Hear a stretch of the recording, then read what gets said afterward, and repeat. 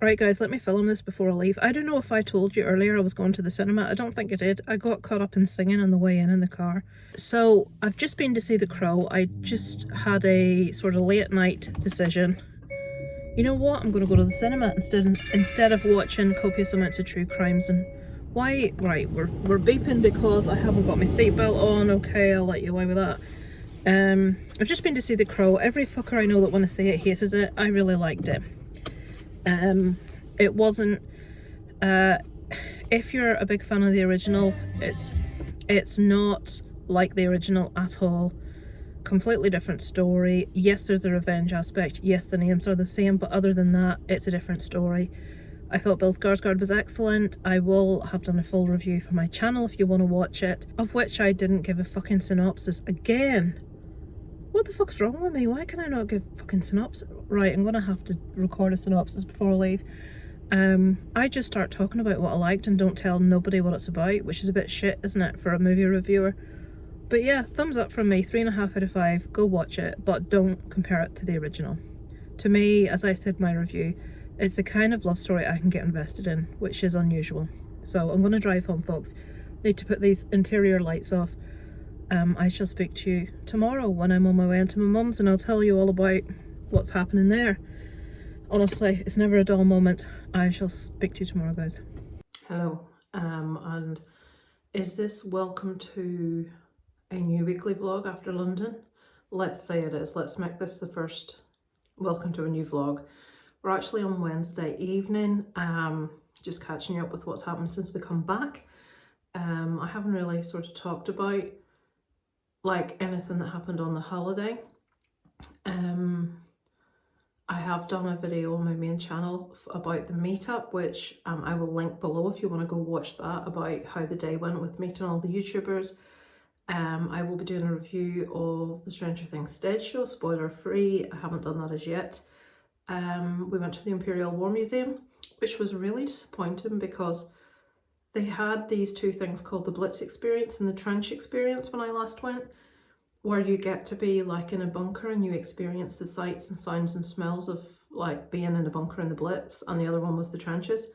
And they're taking those out and they're really missed. And looking at the reviews on the website, everyone's complaining about that same thing.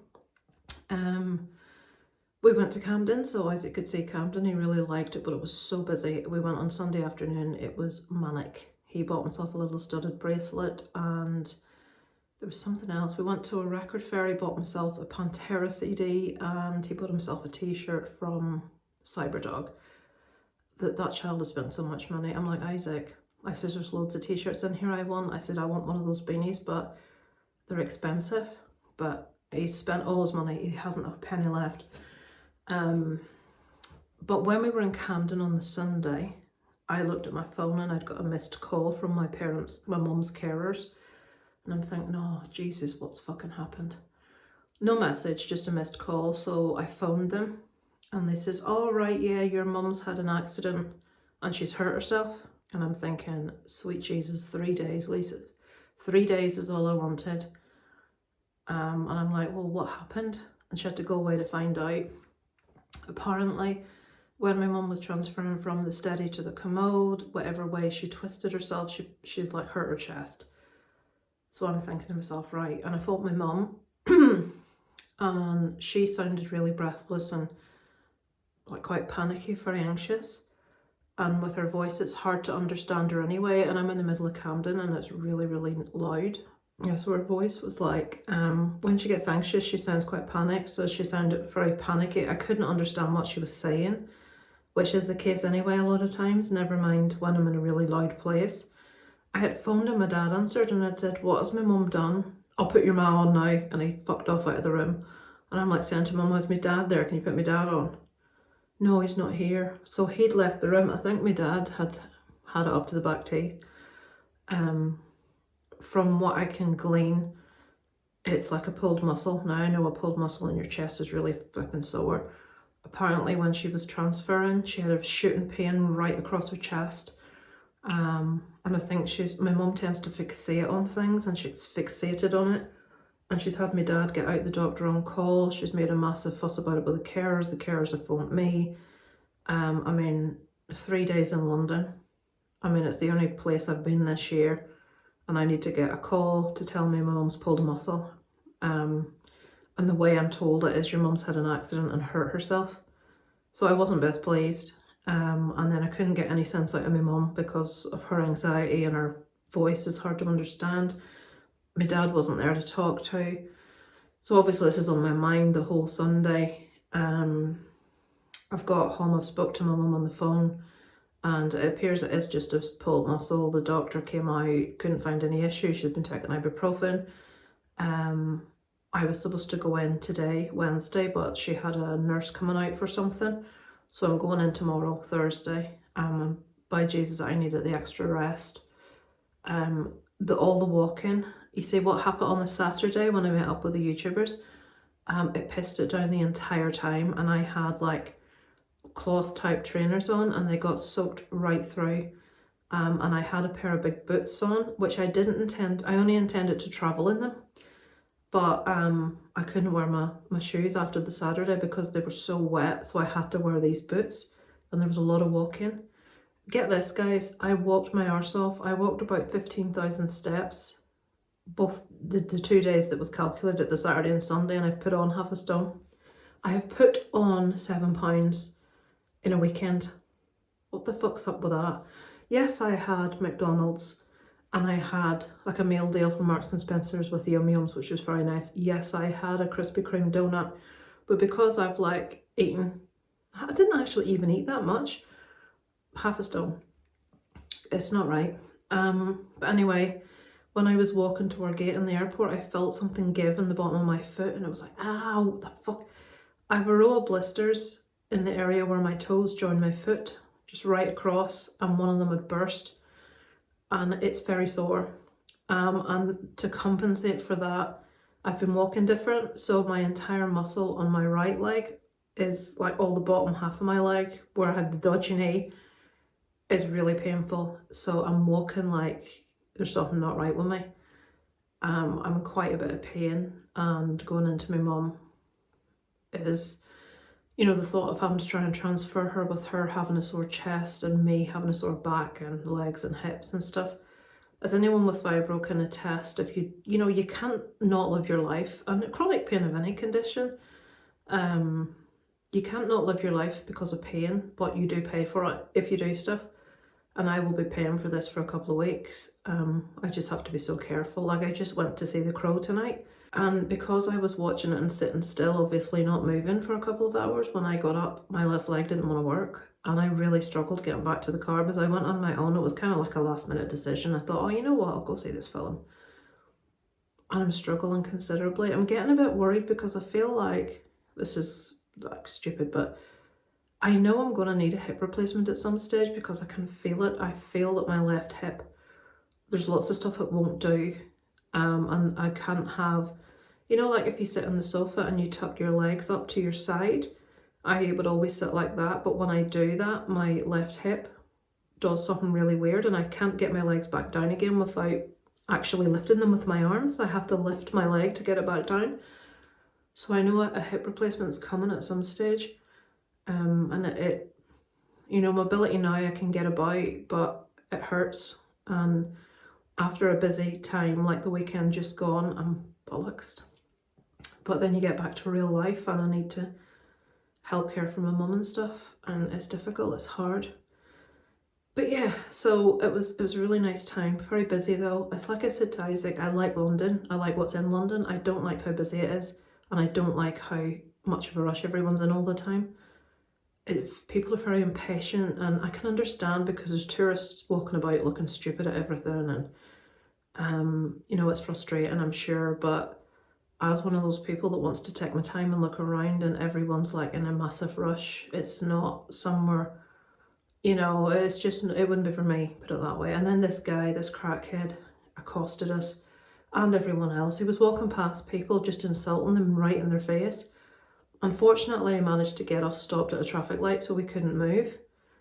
And he kept shouting at me, old and ugly, old and ugly, old and ugly. And then he looked at Isaac and shouted, even the kid's ugly, the kid's ugly, the old and ugly, the kid's ugly. And then he looked at Darren and said, Oh mate, you've lost out, you've lost out. So I was told I was old and ugly about 20 times. Couldn't get away from him. Darren stood glaring at him. I'm like, just leave it, he's mental, just ignore him. And as we walked on, he was like shouting stuff into loads of people's faces. But by the time they sort of realised what was going on, he was gone. And they were kind of left a bit bemused by what the fuck was that all about. But I had it for probably a good 20 seconds because we were waiting to cross the road. And that makes you feel wonderful. It's like, yeah, I would expect fat and ugly, but old and ugly, that's new. So I look old now as well. So not only fat and ugly, old, fat and ugly, great. That made me fucking day, I have to admit. So, and you want to see him. When you see the video, I'll actually point him out when I've put together my video, because I videoed him on purpose. He wasn't shouting at anyone at the time, but I did point the camera at him. But yeah, it was a good time. I enjoyed the museum apart from the, removal of those two things. Camden was really cool. I love Cyberdog. That shop is just awesome. Obviously you'll see all this when I edit the video together. Actually, you'll have seen all this before you see this. What am I talking about? But yeah, it was a good time. Travelodge, I'm not happy with at all. First of all, you have to pay for Wi-Fi. We're paid to check in early and to check out late. So instead of 3 p.m. check-in, I paid for 12. And instead of 10 a.m. checkout, I paid for 12. No, sorry, instead of 12 noon checkout, I paid for 2. So first of all, we couldn't get the internet to work we paid for. When we queried it, they says, well, I don't know. We don't know how it works. Phone this number and give us a Virgin Media number that dealt with the internet. There was one of the tiles that was left as a clean tile was stained and dirty. There's supposed to be like face and hair wash in the shower. It was empty. The sink, just the area around like the taps was just vile. They locked us out of our room on the last day at the early time instead of the time we were meant to check out. And because I'd left just enough time to get back, get sorted and get out, we were like 5 minutes away from like vacating the room. 2 o'clock hit. We had to wait ages for them to sort it out. They shrugged, well, I don't know why your key's not working, and they fixed it. And then the woman's knocking on the door, the cleaner, to get in at 2, and I'm like, literally, she stood there waiting until the clock turned to 2 and started knocking the door for us to leave. And Darren says, look, somebody locked us out of a room. It's just taken me ages to get us sorted. Give us a minute. We're having an extra few minutes. So we were out within like 5 minutes. But all weekend, I find the service terrible. The beds were really comfortable, I'll give it that. But the service was, we paid for 3 nights, we paid £388. And that is a lot of money. When I think how much money I've spent generally over that weekend, it's scary. It's scary stuff. But yeah, it was nice to get away. It was nice for a break. But Isaac will be back to school in like just over a week. I'm sure he's not happy. We've bought one of his Christmas presents early. He's been going on and on and on for months. He's now talking about selling his stuff. So we've had to tell him, and we bought him tickets for a Falling in Reverse concert in December in Dublin. It's on a school night. It's a Thursday. We've told him, if you don't knuckle down and, be doing what you should be doing at school, the tickets will be sold. I've said to him, you're not taking time off school. We'll pick you up outside school, drive down, and regardless of what time we get home at, you will be up for school the next morning. He's agreed to all that, so we're taking him. It's like one of his favourite bands right now. So we're taking, I think that's the 12th of December, which is unfortunately usually exam week. So I'm really hoping they don't have, usually the first or second week of December is exam week. I fucking guarantee you it's that week. So, and he'll have like 3 exams each day. So let's hope not. I've just sent you a text. Yeah. Is it? I see it's Falling in Reverse. I didn't see price though. It's tickets, Isaac. I bought them last night. Where did you get those? So now can we not complaining about it for months? It's tickets for Falling in Reverse, folks. Isaac's been whinging since he found out they were playing. It's on a school night midweek in Dublin, which is 2.5 hours drive. Your dad says if you mess about at school, he is selling them. Yep, that's fine. This exam week, possibly. But that's all I have to catch you up on at the minute. I just wanted to tell you the thing about my mum before we were driving in tomorrow, and loads of noise. Darren's just coming to bed, so I must vacate the bathroom. I shall check in with you guys no doubt tomorrow when I'm going in to see my mum. Bye for now. Hello, it is Thursday. We are just heading into my mum's. I think I caught you up with everything last night. I'll probably put little... When actually you'll have seen it, so let's not talk about the London vlog. That'll be done by then. See how my mum's muscle is today. I paused that. It obviously starts when I'm starting the engine. So half a stone I put on while I was away. How is that even humanly possible? Before I forget, when we get back, can you take the hanging baskets both down? For they're all like flowered out for the year. They've gone all monkey looking. Flowered out and monkey. Is that the official terminology? Yeah. For gardening. Flowered out and monkey. And that thing has to come off the ground to go in the bin. I bought this like round plaque from B&M that's something about dogs, and it's like just disintegrated in the rain, and it's like just looks awful. So I don't think I have anything really to tell you. Oh, that's a lovely dog. Yeah, they're by the road. Right, there's two girls up here playing camogie. Camogie is like hurling but for girls. If you don't know what hurling is, it's like hockey but more aggressive because you pick the ball up and wallop it. To play hurling or camogie, you need helmets with like the face shields thing. Helmets, yeah. And they're in the middle of the road playing it.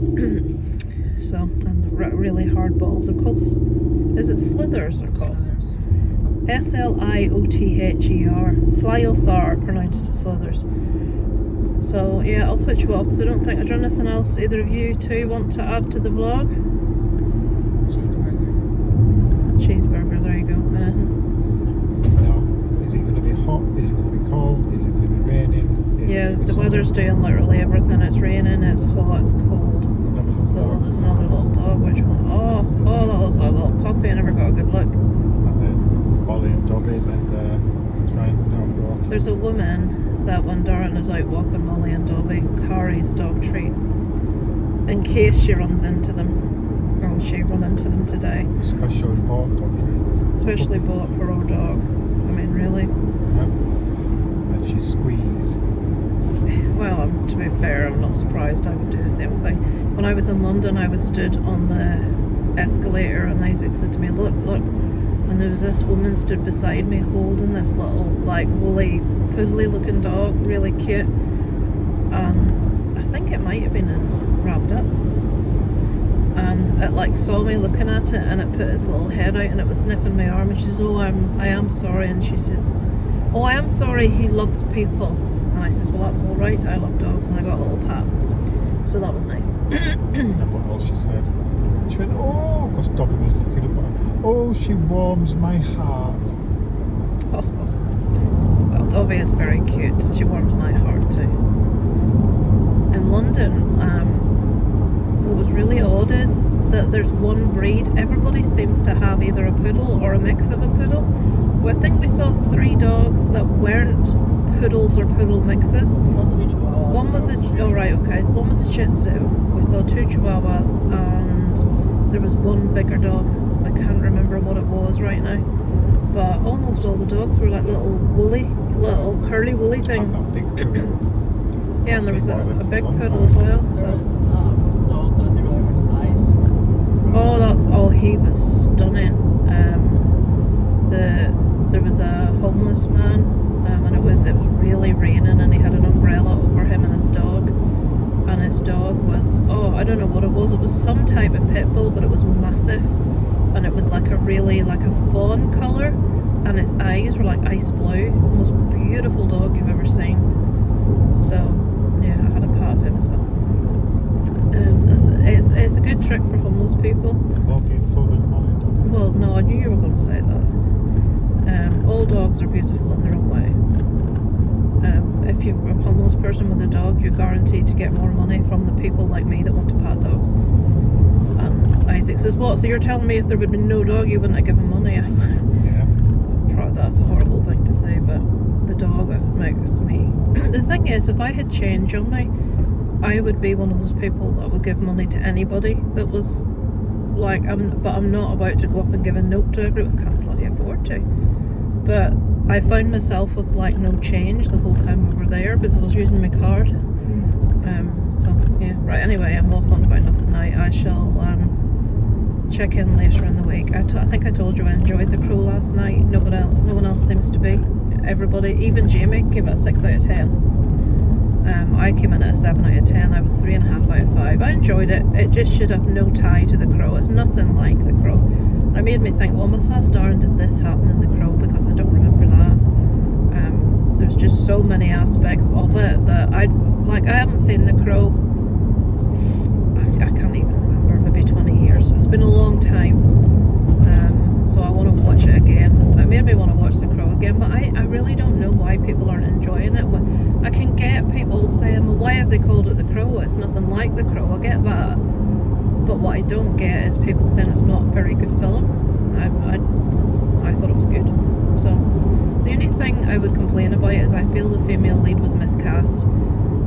I didn't feel I thought the performance could have been more powerful with someone else. But other than that, I enjoyed it. Right, I'll switch you off, guys.